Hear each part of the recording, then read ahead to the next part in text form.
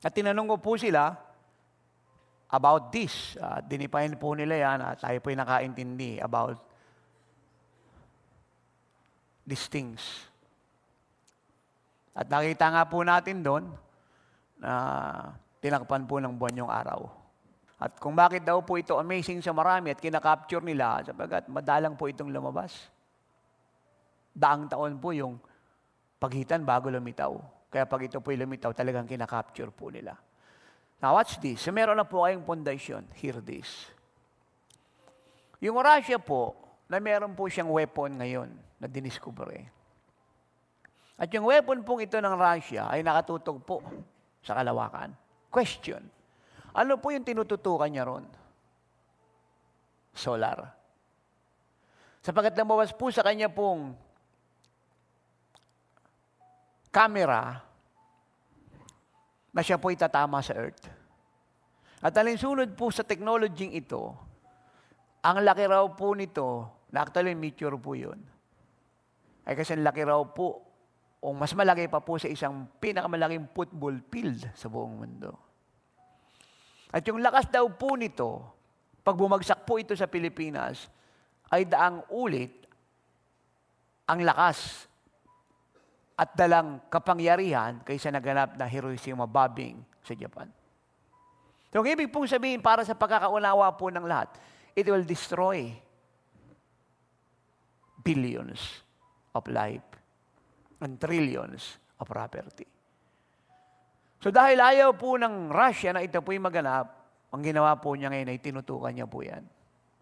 At ang sabi po roon, pasasabugin niya para wag bumagsak sa Earth. Siya po'y sumabog sa kalawakan, siyempre siya po'y hindi na buo. Mag-i-scattered po siya in a different places at hindi na po ganun kalakas yung kanya pong power or pressure to heart. So ano po ang ibig sabihin dito ng man of God? Jesus is coming. Have not the Lord said in Luke 21, there will be signs in the sky, there will be sand in the land, there will be signs in the seas. Hindi nyo ba napansin sa Book of Revelation ay nagbabagsakan ng meteor?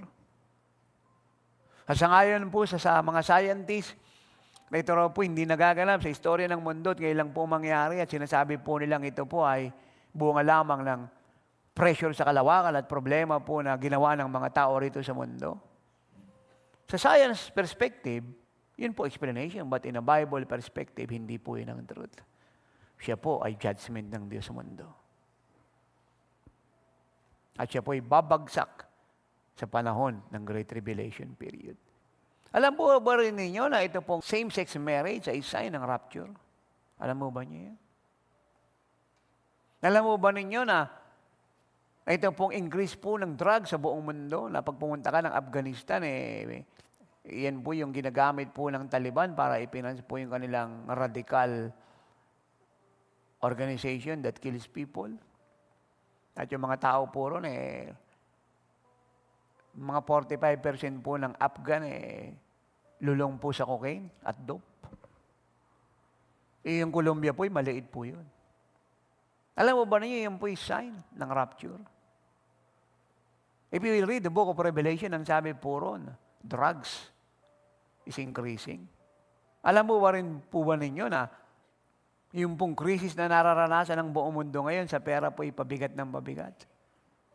At tama na naman ako kasi talaga namang tama ako dahil yung sinasabi ko galing naman sa Lord lahat yan Nabukod sa hindi siya makakaahon ay pahirap ng pahirap ang kalagayan niya.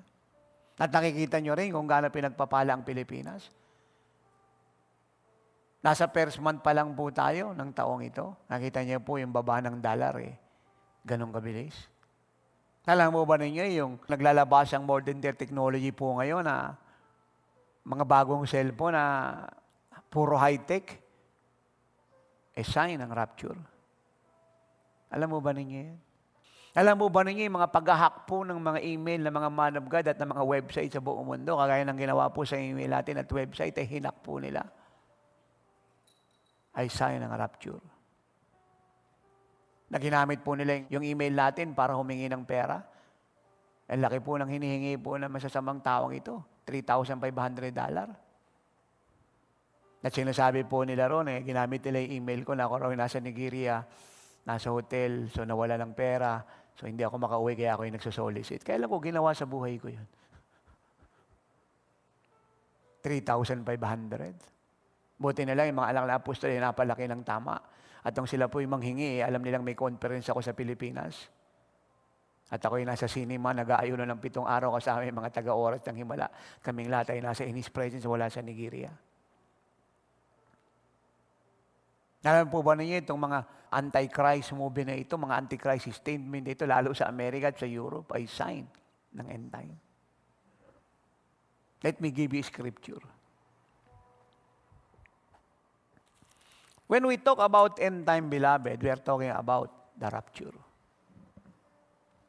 So bago ko po ito basahin, ano po ba ang rapture? Actually, yung pong rapture na sinasabi po natin, ay makikita nyo lang po sa 3 magkakaibang chapter at verses sa New Testament. Ang una po ay nasa 1 Thessalonians 4:13 to 18. At yung verse 18 ang sabi, comfort one another with this word. Ano po yung i-comfort natin sa bawat isa? Jesus is coming. Let us win many souls as we can. Let us live ready. Let us be holy. Let us walk with the Lord. Let us pray so hard. Huwag natin sayangin pera, araw, oras, panahon, and give what we must give to God, na parang ito yung huli nating pagkakalob, huling panalangin, huling pag-ayon, huling pangangaral. No? Let us give our best because we truly believe He will arrive any moment. And then the second one is in John 14:1-3. Jesus said, in my Father's house are many mansions. Pupunta ako doon, ipapaganda ko kayo ng sarili niyong tirahan, hindi na kayo mamroblema sa tax, sa babayaran, sa huhulugan, inyo na yan habang panahon. At pag naipaghanda ko na, kayo ay nakapaghanda na po siya, babalik ako uli. Yan po yung rapture. And the last one is in 1 Corinthians 15, verse 51 and 52. Paul called that a mystery. Na tayo po yung magkakaroon po ng bagong katawan. We will be translated from here to there. From here up there. Amen? So ano po magaganap pag nag-rapture? Ito. Magaganap po pag nag-rapture? Magugulat po yung nanonood sa TV. Bigla po akong nawala at yung Bible ko nilang naiwan. At magugulat po yung nanonood sa TV at nanonood po sa website na wala na pong nakaupo sa upuan. Nawala na po kayong lahat. Naiwan na lang po yung mga bag at cellphone. Yan po yung rapture. Meron po 2 magkasamang namimili, nagkukwentuhan, biglang nawala yung isa po yung naiwan. Nagbabayad po yung bumibili sa mall, sa department store, bigla pong nawala yung cashier. Kasi taga-oras ng Himala. Ito po yung pasahero ng barko, for instance po yung 3,000, hindi nagulat po sila 2,000 po yung nawala. At hindi nila alam po saan napunta. Nakasakay po sa sasakyan, bigla pong nawalan po ng laman yung sasakyan ng mga taga-oras ng Himala. Mercedes-Benz man po yan, C300 man po yan, BMW man po yan, Durango man po yan, Mazda man po yan, Volvo man po yan. Wala na po siyang sakay. Nawala. Bibiyahe po aeroplano sa ipapawid, patungo sa bawat bansa. Nagulat po sila, yung katabi sa upuan, nawala. Yan po ang rapture. Hindi po second coming yun, rapture.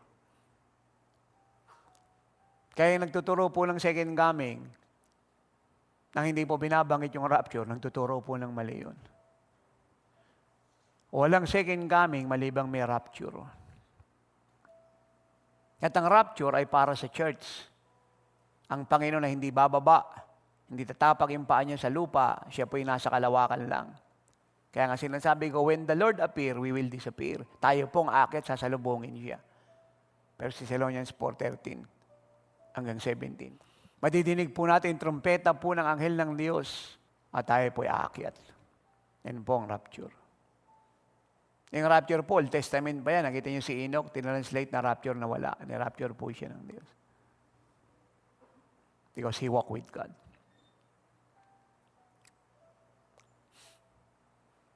Makain po kayo sa restaurant, nagulat po yung waitress. Sarado naman yung pinto, may gwardiya, biglang nawala yung nakaupo. Yan po ang magaganap anumang araw, anumang oras. At yan po ay tinawag na blessed hope of His coming. Kaya tayo pong lahat dapat ay rapture conscious, hindi cloth,